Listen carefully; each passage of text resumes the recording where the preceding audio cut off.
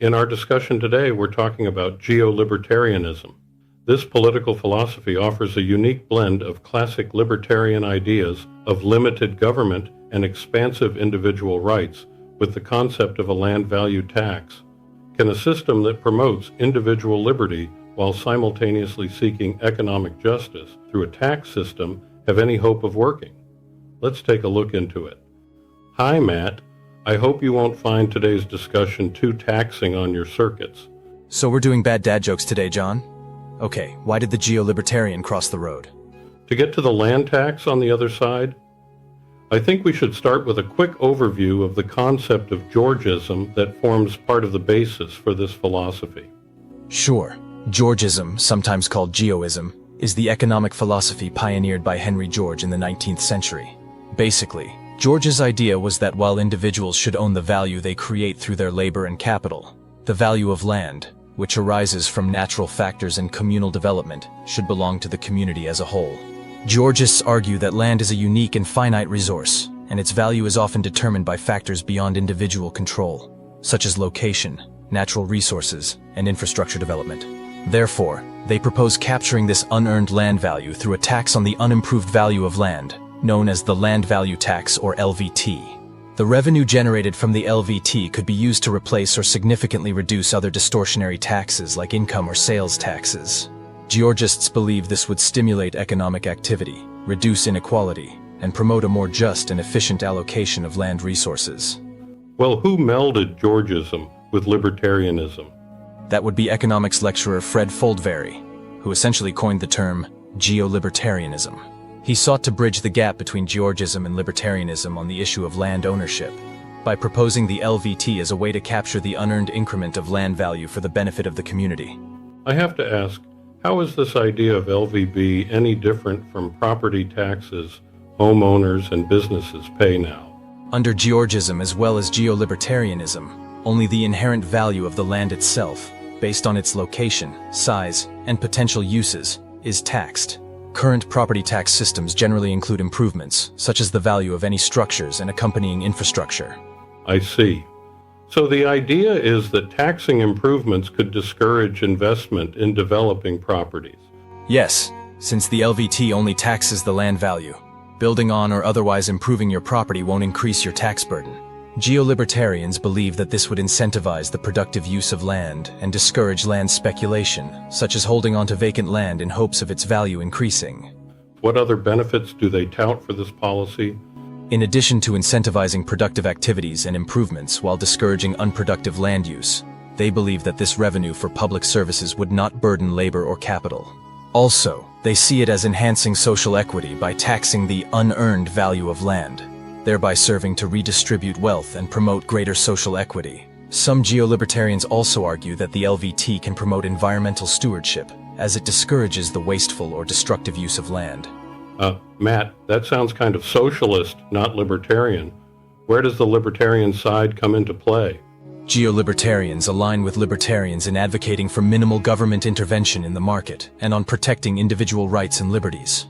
This translates into a limited role for government in areas such as economic regulation, social welfare, and moral policing. So, basically it sounds like libertarian until it comes to land ownership, then the gloves come off.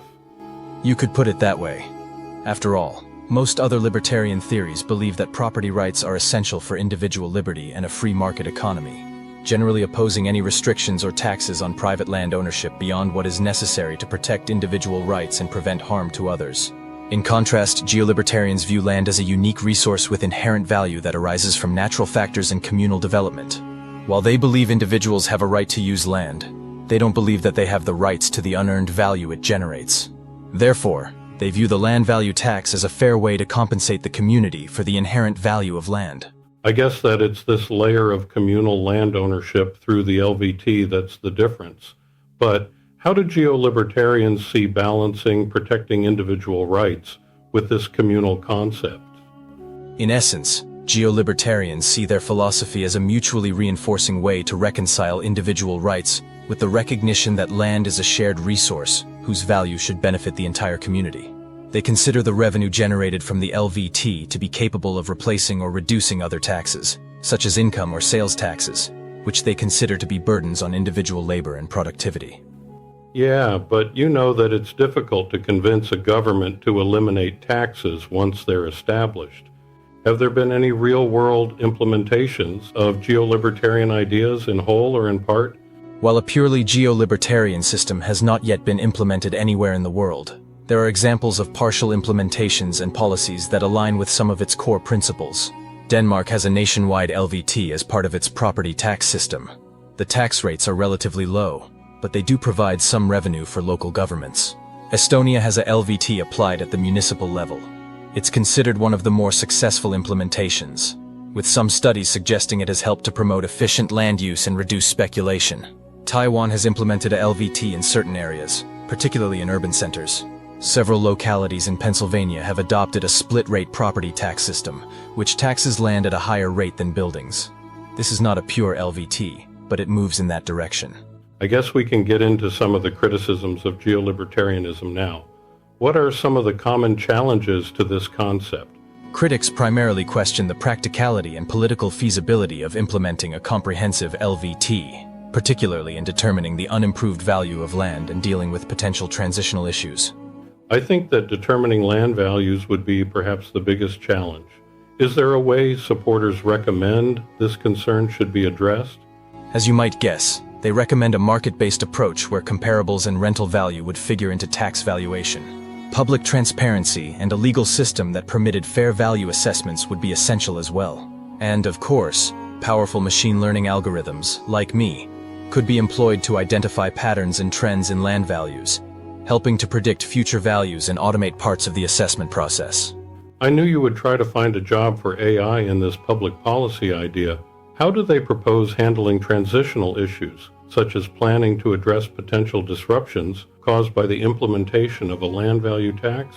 Supporters recommend a phased approach that would involve a gradual phase-in of the LVT over several years. This would allow individuals and businesses to adjust their financial plans and make necessary adaptations. They also recommend policies that would help mitigate economic disruptions, such as hardship exemptions and caps on rates of increase. I would guess that there's some debate over the potential economic impacts of a LVT, including its effects on land prices, investment, and overall economic growth.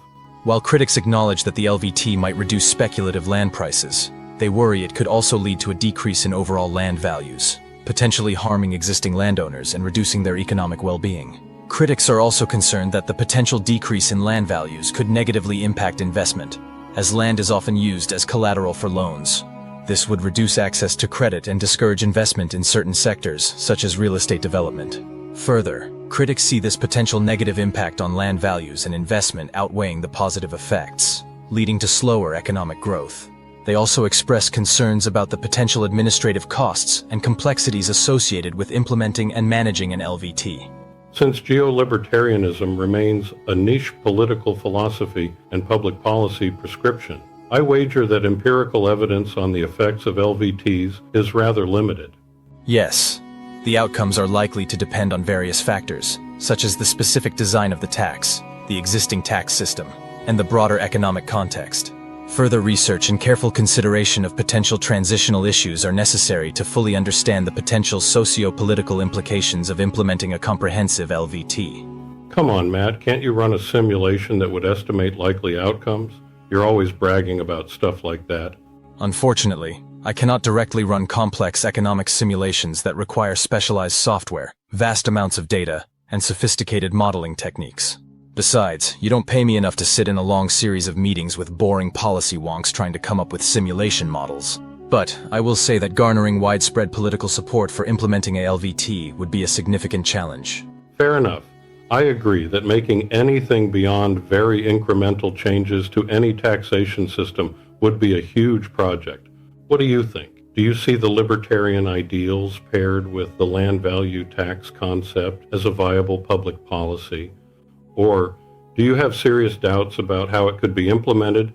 Perhaps you see the LVT as a good option to establish more equitable economic conditions, regardless of how it would impact personal liberty? Let us know what you think about geolibertarian and land value taxation ideas in the comments. Do you have any political or other philosophy ideas you would like us to discuss? Give us your input.